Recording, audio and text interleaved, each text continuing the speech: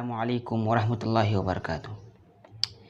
بسم اللہ والحمد للہ والصلاة والسلام علی رسول اللہ، اما بعد۔ آج کا جو عنوان ہے، میں نے موجودہ حالات کے اعتبار سے اس عنوان کو چنا ہے، اس گھر کو لگی آگ اسی گھر کے چراغ سے۔ جب ہم تاریخ پر نظر دوڑاتے ہیں، اس وقت سے آج کے زمانے تک ملت اسلامیہ کو جتنا بھی نقصان ہوا ہے، اکثریت 90% سے زیادہ خود اپنوں کی چال سے ہوا ہے، اپنوں کی غداری سے ہوا ہے۔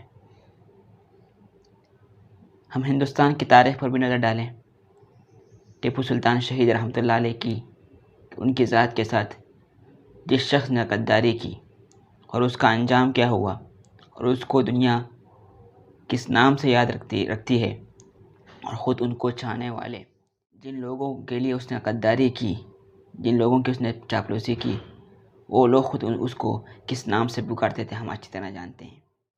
میر صادق کو اس کی غداری کے بدلے میں انگریزوں نے اس کو بہت سے انعامات سے نوازا۔ اس میں سے ایک انعام یہ بھی ہے کہ اس کو انگریز حکومت کی طرف سے وظیفہ ملتا تھا۔ اس کی انتقال کے بعد وظیفہ جاری رہا۔ تاریخ میں آتا ہے کہ جب بھی اس کے گھر والوں کو، اس کے بچوں کو وظیفے کے لیے بلایا جاتا تھا، تو غدار میر صادق حاضر ہو یا اس کے خاندان والے حاضر ہو، اس نام سے اس کو یاد رکھا جاتا تھا۔ تو سراج الدولہ کے ساتھ بھی یہی ہوا، میر جعفر نے ان کے ساتھ غداری کی۔ جتنی بھی ہم نظر دوڑائیں گے تو ہم کو یہی ملے گا، جبکہ آج کے زمانے بھی جو قوم کے ساتھ غداری کرتے ہیں، قوم کی مخبری کرتے ہیں، اپنے ہی صفوں میں کھڑے ہو کر اپنے ہی بڑے بڑے اداروں میں ذمہ دار رہنے کے باوجود بھی قوم کی خبریں وہاں تک پہنچاتے ہیں، حکومت تک پہنچاتے ہیں، دشمنوں تک پہنچاتے ہیں، وہ اس بات کا بھی خیال نہیں رکھتے کہ نبی کریم صلی اللہ علیہ وسلم نے فرمایا ہے المجلس امانہ، کہ مجلس میں جو باتیں ہوتی ہیں وہ امانت ہوتی ہے، وہ باہر پہنچانے کی نہیں ہوتی۔ تو ان لوگوں کو اپنا انجام سے خبر رہنا چاہیے کہ دنیا اس کو کیا نام سے یاد رکھے گی۔ اور جتنے بھی چھپے لوگ ہیں، آپ یاد رکھ لیجئے، کسی نہ کسی دن انشاءاللہ اس کا پول کھل جاتا ہے۔ ہم کو پریشان ہونے کی ضرورت نہیں ہے، ہم کو زیادہ سوچنے کی ضرورت نہیں ہے کہ پتہ نہیں ہمارے بعد وہاں تک کون پہنچاتا ہے، کون مخبری کر رہا ہے، کون غداری کر رہا ہے۔ ہم کو پریشان ہونے کی ضرورت نہیں ہے۔ اللہ کی آنکھیں کھلی ہے، وہ سب کچھ جانتا ہے اور وہ صحیح موقع پر سب کچھ کر دیتا ہے۔ ہمیں پریشان ہونے کی ضرورت نہیں ہے۔ ہمیں اپنے کام کو استقامت کے ساتھ نڈر ہو کر کرنے کی ضرورت ہے۔ ہم کو زیادہ سوچنے کی ضرورت نہیں ہے۔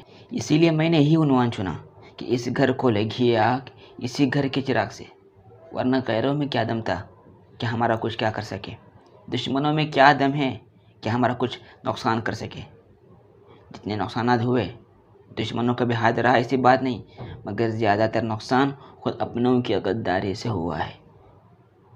کون پہنچائے گا ہمارے اندر کی باتیں انہی تک؟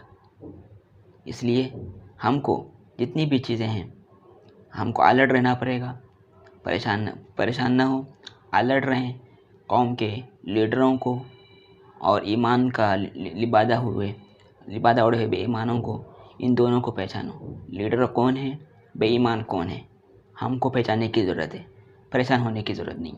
اگر ہم سمجھداری کے ساتھ کام کریں گے تو ہمارے لیے یہ کام آسان ہو جائے گا۔ اللہ مجھے بھی اور تمام بھی ایسے شر کرنے والوں کے شر سے، ایسے فتنہ مچانے والوں کی فتنوں سے ہم سب کو، ملک کو، خاص کر ہم سب کو، ملت اسلامیہ کو اور ہمارے وطن عزیز ہمارے بھارت کو بھی ایسے تمام چیزوں سے حفاظت فرمائیں۔ السلام علیکم۔